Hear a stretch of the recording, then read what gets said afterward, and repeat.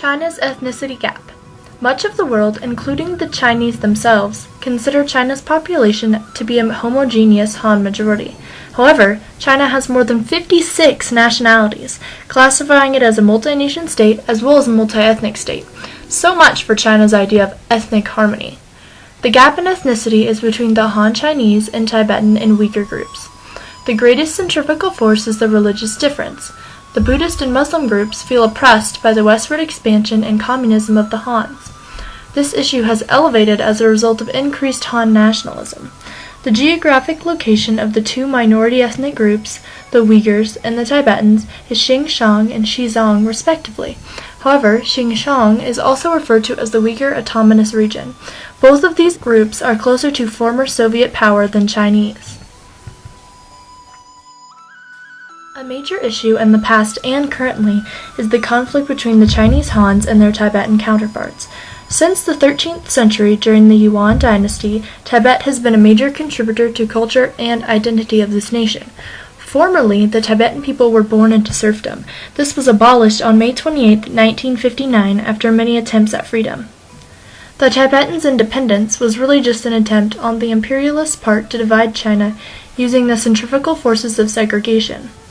Countries such as England and Russia tried to change the sovereignty that China had over Tibet, and in doing so, they attempted to separate the Tibetan nationality from China. Recently, communist leaders in Tibet have been on edge when addressing rebellion and separation within the state. This is due to continuous protesting despite attempts at uniting the groups. Tibet is considered an independent state, but is under illegal occupation by China. Communism is for the Hans of China a centripetal force that binds them together in their central ideas and beliefs. It acts as the opposite for the others. On the other front, the Muslim ethnic groups, named the Uyghurs, have been treated worse than the Tibetans. There are many centrifugal forces drawing them away from the Hans. These forces include a different language, Turkish, the fact that they are part of former Soviet Central Asia, and that they have no interest in the communist ideals. Up until 1980s, they did not even have the right to practice their own religion. Another centrifugal force is the economic gap that lies between the groups because new companies in the Xinjiang region want to hire Hans despite the millions of Uyghurs that originally resided there prior to the current immigration of the Hans. 46% of the population in this region is Uyghur, and considering the vastly smaller number of Uyghurs than Hans, there are a lot concentrated in this one area. The gas and oil in Xinjiang are the major sources of dispute. On May 22nd of this year, just a couple days ago, separatist groups bombed a marketplace, killing 31 and injuring 94.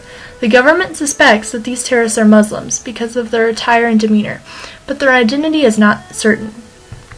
Over the last 3 months, there have been more than 5 attacks, ranging from stabbing to bombing, but each attack has gotten more organized and prevalent.